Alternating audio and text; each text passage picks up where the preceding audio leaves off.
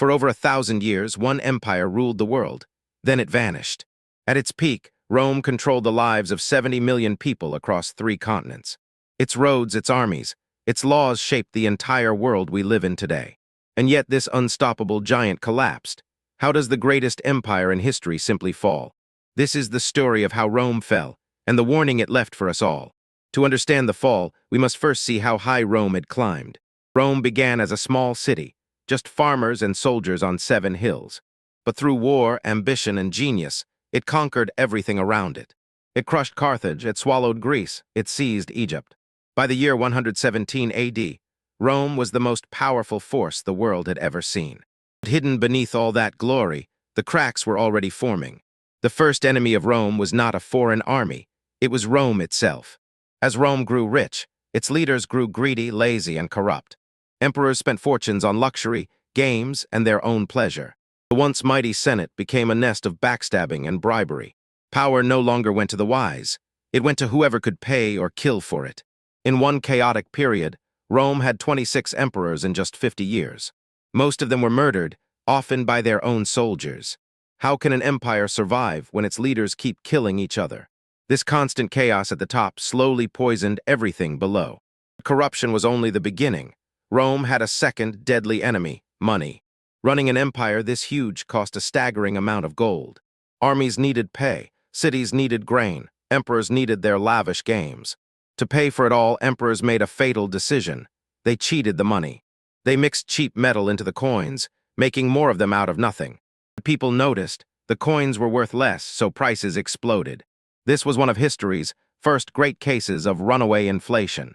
A bag of gold that once bought a house now barely bought a loaf of bread. The economy that built Rome was now tearing it apart.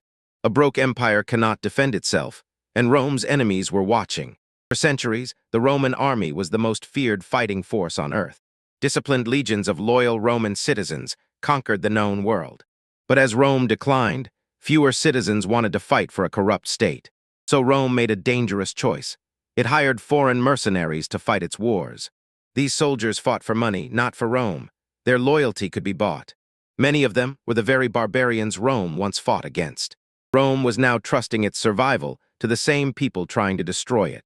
The army that built the empire was slowly becoming a threat to it. And beyond the borders, a storm of desperate people was gathering. They were not just attackers. They were refugees running from something far worse. Far to the east, a terrifying force was sweeping across the land. The Huns. Led by the legendary Attila, the Huns destroyed everything in their path. Entire tribes fled in terror, crashing straight into Rome's borders. In 376 AD, desperate Goths begged Rome to let them in for safety. Rome agreed, but then treated them with cruelty and starvation. Pushed too far, the Goths rose up in a furious rebellion. In 378 AD, at the Battle of Adrianople, the Goths crushed a Roman army. A Roman emperor was killed. The myth of Roman invincibility was shattered. The whole world now saw the terrible truth. Rome could be beaten.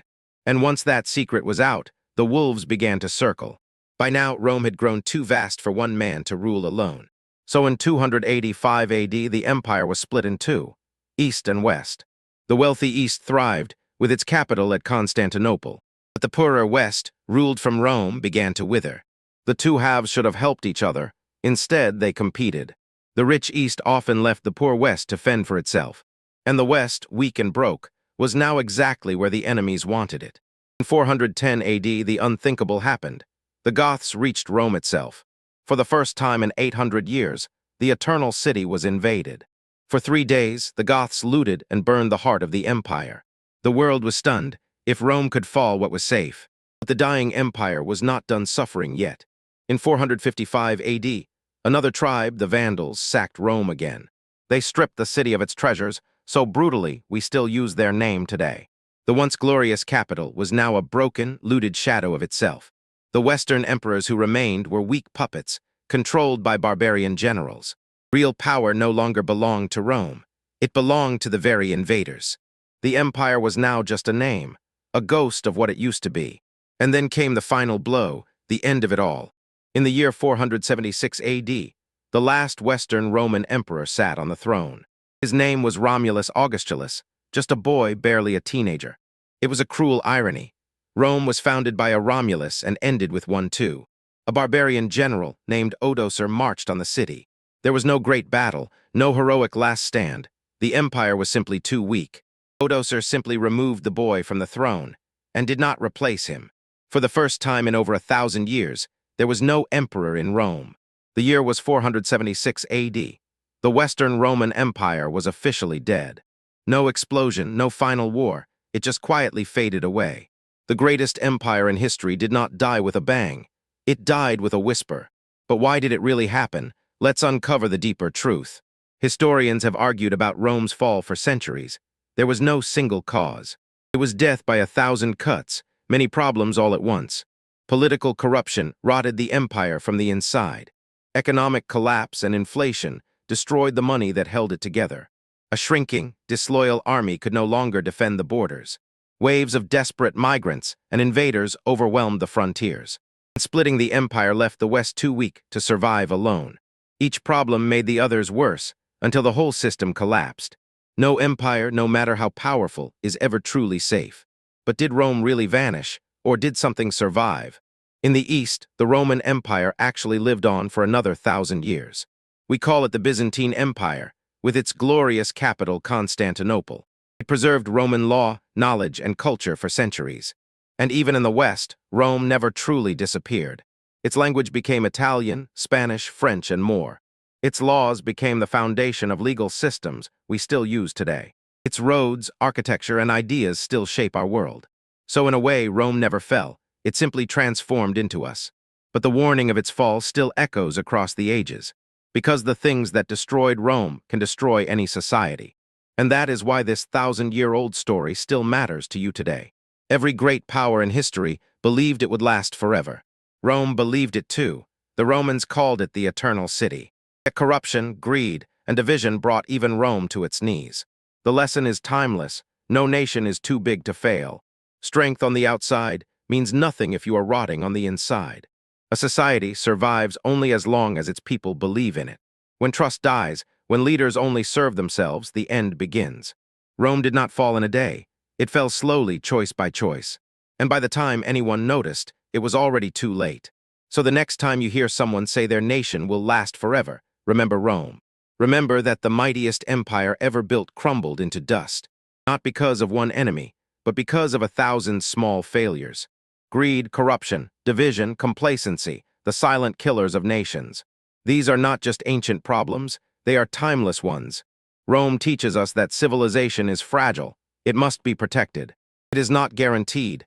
It is not permanent. It must be earned every generation. The Romans forgot this, and they paid the ultimate price. Their ruins still stand today, silent witnesses to a fallen giant. A reminder carved in stone that nothing lasts forever. So what can we learn from the fall of the greatest empire in history? First, no power is permanent. Strength must be maintained, never assumed. Second, the greatest threats often come from within, not from outside. Third, when leaders serve themselves instead of the people, decay begins. And fourth, a divided house cannot stand against the storm. Rome fell over 1,500 years ago, but its story is a mirror held up to us. Every choice a society makes today echoes through the centuries. The Romans thought they were invincible, so did every empire after them. History does not repeat itself exactly, but it often rhymes. The fall of Rome is not just ancient history, it is a lesson for every age. Think about the people who lived through Rome's fall. They did not know it was happening. To them, it was just life slowly getting harder, year after year. Prices rose, roads crumbled, safety vanished, but there was no single dramatic moment. That is the most chilling part. Collapse can feel completely normal while it happens. The grandchildren of proud Roman citizens grew up in a world of ruins. They told stories of a golden age their ancestors had thrown away. And for 1,000 years after, the world tried to rebuild what Rome had lost. Rome became a dream, a symbol of greatness humanity longed to recapture. Empires for centuries claimed to be its true heir. None ever matched it. That is the power of Rome. Even in death, it shaped everything that followed. Stand among the ruins of the Roman Forum today, and you can still feel it. The echo of a million voices, senators, soldiers, emperors, slaves. They believed their world would last forever. It did not. But they also built something that truly never died, their ideas. Law, engineering, language, government. the DNA of our modern world. So when we ask, how did Rome fall, we are really asking about ourselves. Will we remember its lessons, or are we doomed to repeat them? That choice belongs to every generation, including ours. The greatest empire in history fell, but its story will never die. The drop is here. Now you know how Rome really fell.